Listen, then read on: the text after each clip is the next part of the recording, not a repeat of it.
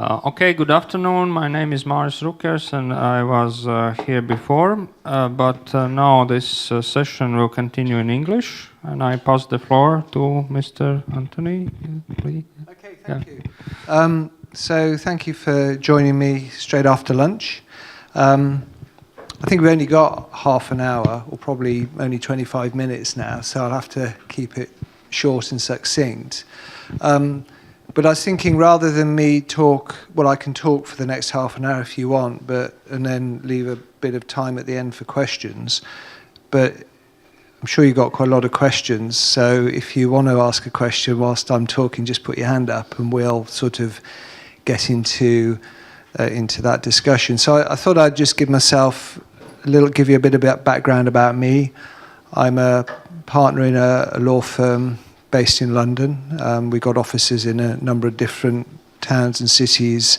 I'm a commercial lawyer, so a lot of the work that I do is around IT contracts and cloud computing and software licensing and the like. And, you know, data protection has always had a big role to play in that area, but it's just been taking up increasing amounts of airtime. I mean, it's gone absolutely nuts over the last few months.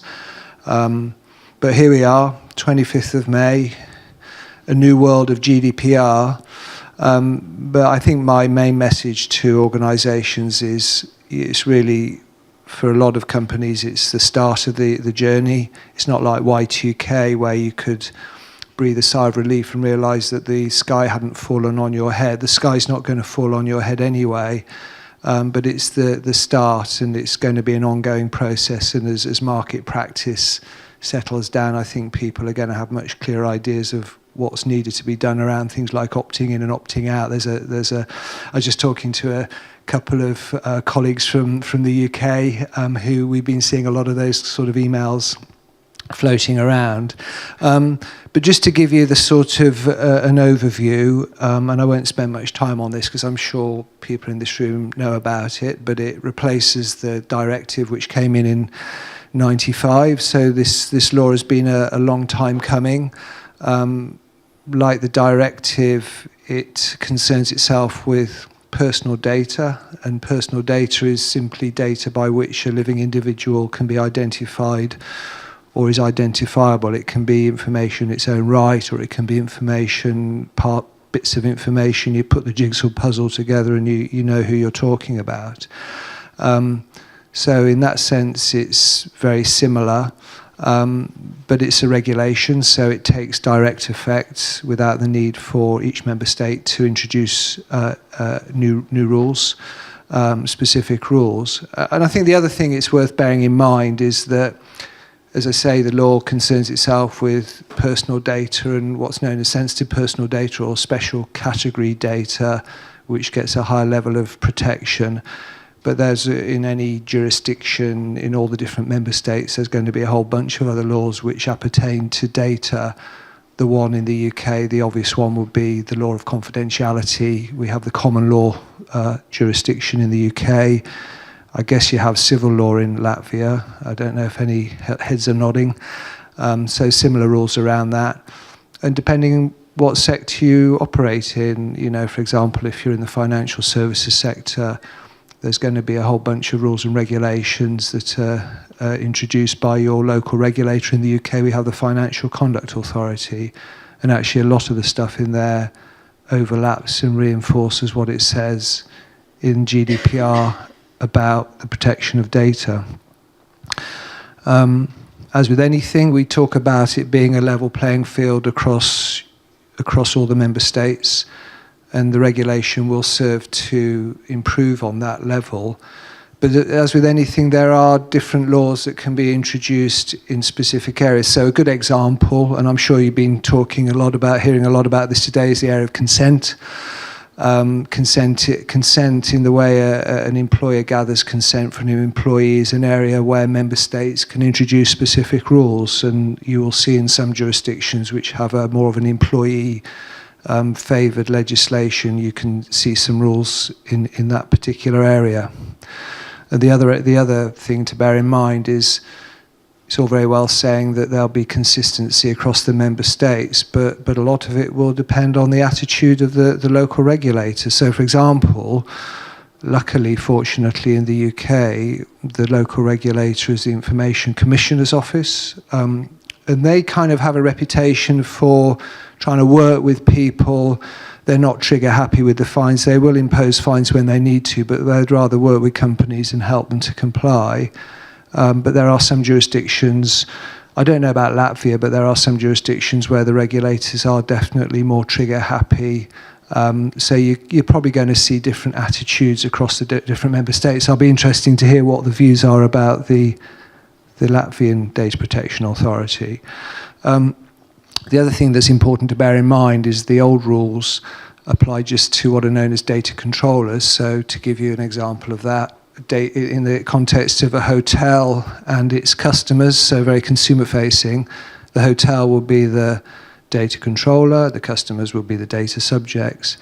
And if, for example, the hotel wants to enter into a contract with a cloud-based provider of central reservations functionality, that will be the data processor. Unlike the current, well, certainly in the UK, I don't know again in Latvia, but certainly in the UK up until today, the processors weren't caught by the rules. Going forward, both the controllers and the processors are caught by the regulation. The burden, most of the statutory obligations still fall on the shoulder of the data controller, things like privacy notices and stuff, which I'll come on to. But the processors can also be sanctioned. Again, something I'll be coming on to in a bit more moment. So again, the days of a cloud service provider hiding behind a soft contract with a data controller are well and truly gone.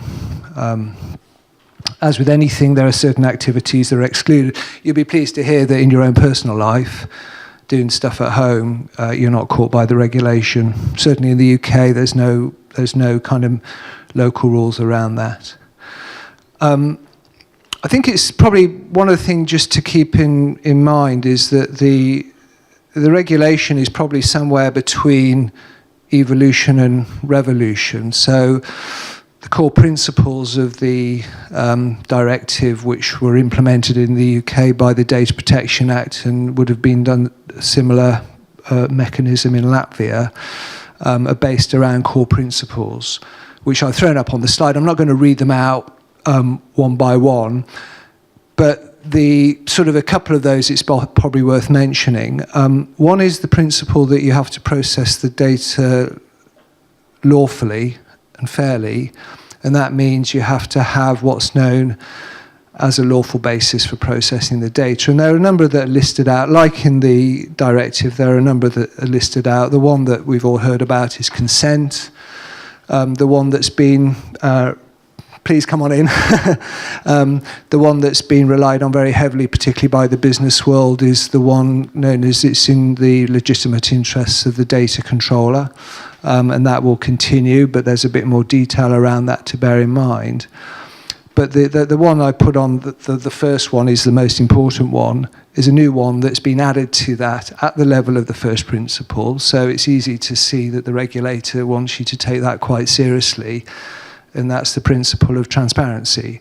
And transparency simply means keeping the people, keeping the data subject informed about what data you have on them, what lawful basis you're relying on to process. Is it consent? Is it legitimate interest? Is it pursuant to the contract you have with them as an individual? Whatever it is, and you have to tell them that. If it's consent, you have to tell them that they have the right to withdraw consent at any time. If it's legitimate interest, you have to tell them they have the right to object to it, and so on and so forth. And there's quite a lot of detail in there. Again, in the time available, we'll try and discuss that. But really the key message there is that transparency is the new boy on the block, as it were. And it's so important in the eyes of the regulator that they've stuck it at the level of the first principle. So take note. The other one that's probably just worth mentioning before I come on to accountability is the one called integrity and confidentiality. Personally, I think that's the most important one, and that means you've got to keep the data secure. And we'll come on to that about what that means in practice. So then the completely new one, and I guess this message, you've been hearing it this morning, you're going to hear it this afternoon, is this new one called the principle of accountability. And that's not just complying with the regulation, keeping it secure, having a lawful basis for processing the data, fulfilling the requirements of transparency, but it's being able to evidence that to the regulator. And that speaks to things like keeping decent records of the processing of data that you're doing, undertaking what are known as privacy impact assessments when required. We'll talk about that in a bit of detail. But that's essentially the governance piece, the way in which a business organizes its people and the way in which it organizes its technology to wrap appropriate security around the data, to make sure that data is being handled safely and in accordance with those principles. So those principles have always been there, but there's a couple of new ones on the block. I threw that slide up because people ask, well, what does processing mean? Well, processing, just about anything you can think you can do with data is a form of processing, even looking at it, not just storing it or transferring it. So again, whether you're actually looking at it from the perspective of a processor or a controller, just about anything you can do with data, personal data, is a form of processing and is caught by the regulation.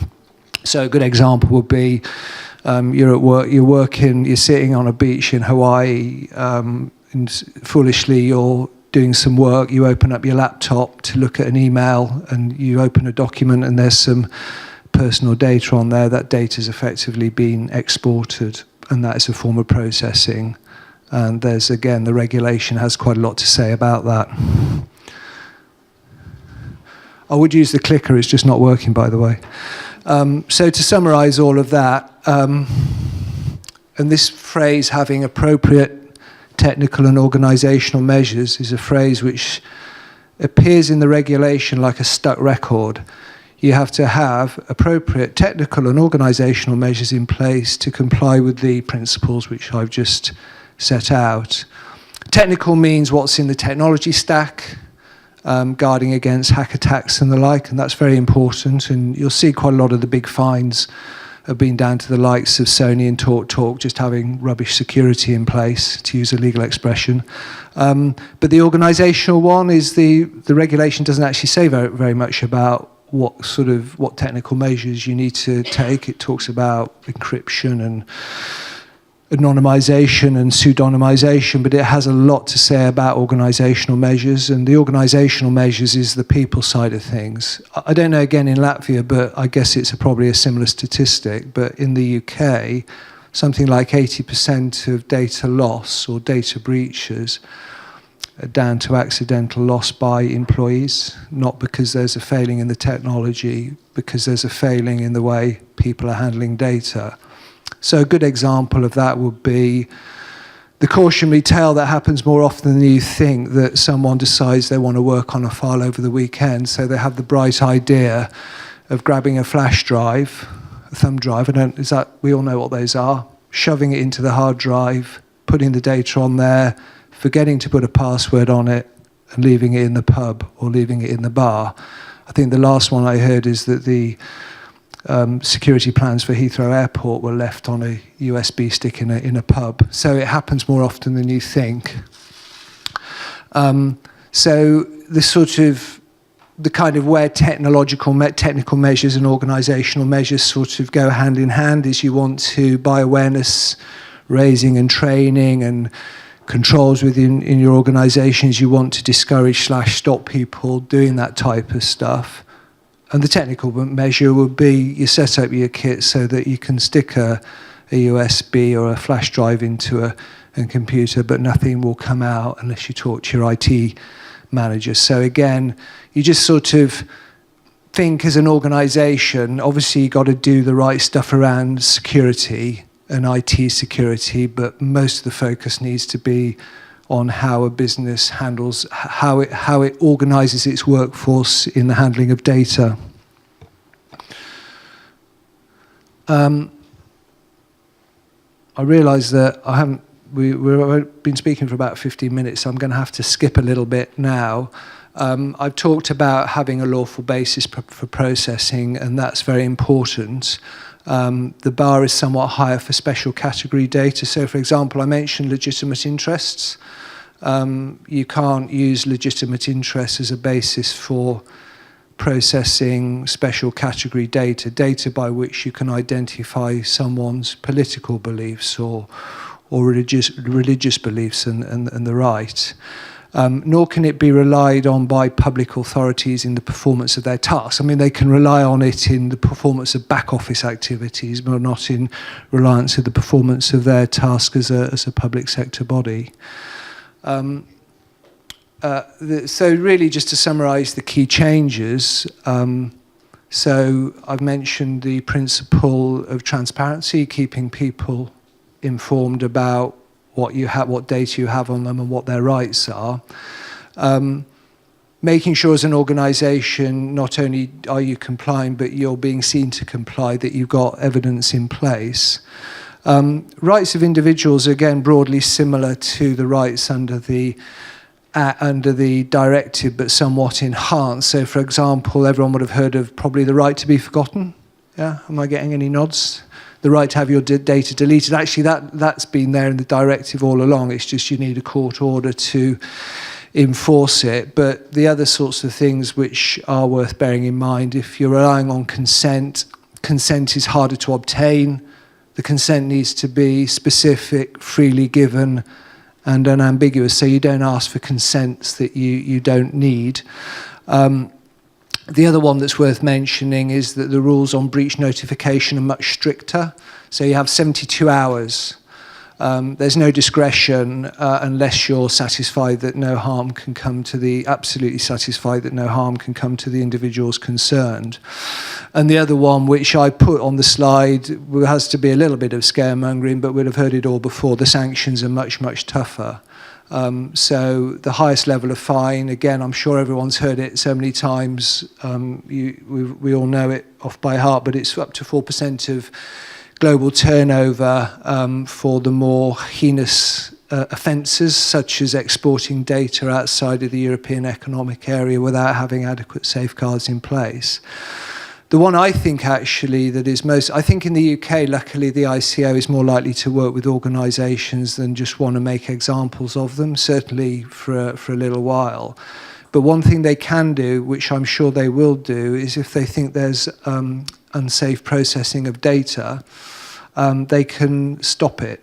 So if you're an organisation that, for example, has got all your data in the cloud, and then the regulator gets a bit jumpy that appropriate safeguards aren't in place, the data processor in question doesn't itself have appropriate technical and organisational measures, or you don't have the stuff in the contract that you're supposed to have, which I'll touch on, they can bring the shutters down and they can stop the processing. So, in a sense, the fine would be the least of your problems. You actually wouldn't have a business to run if you can't get hold of the data to do what you need to do with your clients and so forth.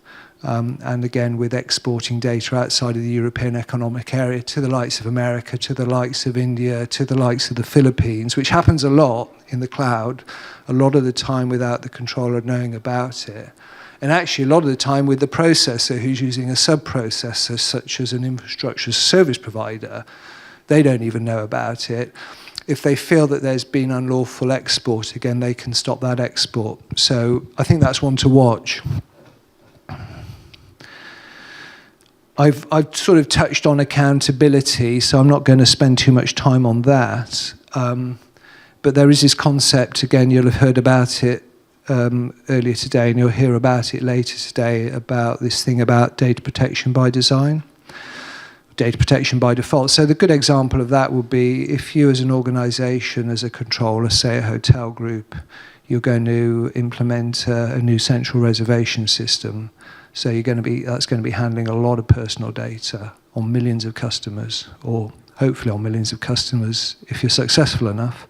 It's no good going through the procurement process and then you get to the end of it and think, oh, we need to think about privacy. You need to build that in from the outset. And you need to be able to demonstrate to the regulator, if they want to have a look at what you've done, that you've thought about it and you've made rational decisions. So you've thought about things like we're going to need to lean on a third party. So we need to do some due diligence on the third party to make sure it's got its ducks lined up, or it's got the technical and organisational measures in place, that we got the relevant clauses in the contract, and so on and so forth. I touched on data protection impact assessments, and that's where if there's high-risk processing involved, so for example, the handling of special category data, or, again, hotel group, central reservation system, lots of data, that would be an example where you'll be expected to run what we call in the UK a privacy impact assessment, but what will be called henceforth as a data protection impact assessment. You also need to decide as an organisation whether or not you need to appoint a data protection officer. I'm not going to talk about that because a couple of colleagues at the front, I think you're data protection officers, aren't you? Is that right? Yeah, so they'll be much better placed to tell you what's involved with that. But it's a protected position. If you're an organisation that's handling so much personal data, it's a lot of personal data, or a public sector body, you have to have a data protection officer, a DPO, and you're entitled to have one if you want, but it's a protected position. You can't be fired for doing your job. So you can't be fired for telling the board things it doesn't want to hear because it wants to stick its head in the sand. So again, that's worth bearing in mind. The one that is very early doors on is that there are all sorts of codes of conduct, certifications, seals and marks that I think are going to be introduced in the coming months, years, that you'll be able to rely on. So for example, if you want to, as a data controller, you want to use a third party to handle your data, and that third party's got the seal of approval from the regulator that it handles data in a safe way, that will get you a long way. But again, we don't have time to get into that. I'm not going to talk about consent anymore because I've spoken about it already. I spoke earlier about security, so I'm going to skip over that. I think it's the most important one, but I'm sure people in the audience might disagree with that. Because if you're an organisation, the thing certainly in the UK that attracts the most ire from the regulator is data being handled unsafely, and that's quite often that there just isn't enough in the way of enough in the technology stack to guard against hack attacks.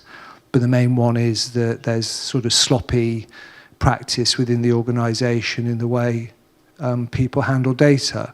And with that comes the need for awareness raising, training, policies and procedures, robust governance. If there were an issue, the regulator would be less interested that you've got a nice desktop published data protection policy that's been published on your intranet. I've only got 5 minutes, so time's almost up. And they're going to be much more interested in how you as a business have organised yourself so that people will not work remotely without using the proper systems. They won't just squirt the stuff into their Hotmail account or their Gmail account, by which time you've lost control of it. They use the proper facilities. They won't play fast and loose with USB sticks. They know how to spot a data breach and who to tell. They know how to spot what's called a subject access request. I'm not going to have time to talk about that. And then the process. So they're going to be more interested in that than some kind of policy that you've stuck on your intranet that no one ever reads. So again, it's about policies and procedures. I'm going to I guess there's two other issues I just want to talk about. And I guess, does anyone have any questions that they want to ask? Because I realise I have been actually talking for the last half an hour. I have, just like previously, read about this consent and have to be freely given, etc., etc. Yeah. But for example, if this consent is necessary for services, for example, life insurance, Yes. when you have to process sensitive data for Yes. price calculation or for indemnity payment, Yes. how is that? Is it freely given or not? So I think on that one, there's a sort of a couple of ones that I think you can obviously rely on that situation, and feel free, other people feel free to join in on this. But if you've got a contract with the individual concerned, then you can say it's pursuant to fulfilling the contract. But there are other circumstances where if it's like in the vital interest, a matter of life and death, It's not going to be, oh, we didn't share it, you just get on with it. So common sense has to prevail. So I don't see any obvious problem there. I'm not sure. And again, you might have so we have a nod here. So I think that's one where the lawful basis, you wouldn't need consent. You would rely on the contract that you have with them as the insurance provider, would be, for me, the obvious one. But if you did decide to go down the consent route, you'd have to tell them you're relying on consent, tell them that they can withdraw at any time, and then you say, oh, by the way, if you draw it, we can't provide any more services to you. So probably go for the contract that you've got with them. Any other questions? Well, I'll just say two final things before I shut up and let the next speaker on. The one about the vendor management side, that is an area of massive vulnerability for any data controller, because we all rely very heavily on third parties. And if you do so, one, you need to be satisfied you have the right to share it with them in the first place. Is it consent? Is it legitimate interest? Is it pursuant to the contract? So you need to have that front and central. Secondly, you need to satisfy yourself through due diligence that those organisations have got appropriate technical and organisational measures in place to handle your data safely. 3, you need to have a lot of stuff in the contract which we don't have time to talk to. A lot more in the contract than you used to, such as you will give the data back or delete it at the end of the contract, and you won't appoint a third party without our say-so unless suitable safeguards are in place. So those are 3. And then the fourth one, going back to transparency, is you need to keep the data subjects informed. So if you are sharing it with a third party, they need to know. They don't necessarily need to know the exact identity of the third party, but they at least need to know it as a category level. So you'll see that in the privacy notices that are going round. And by the way, if you're exporting it outside the European Economic Area, you need to tell them that as well, and tell them what safeguards you're relying on. So in a sense, fulfilling the transparency requirements forces you to, as an organisation, to put the spotlight back on sorting the back end out so that you can comply with the transparency requirements. So they kind of go hand in hand.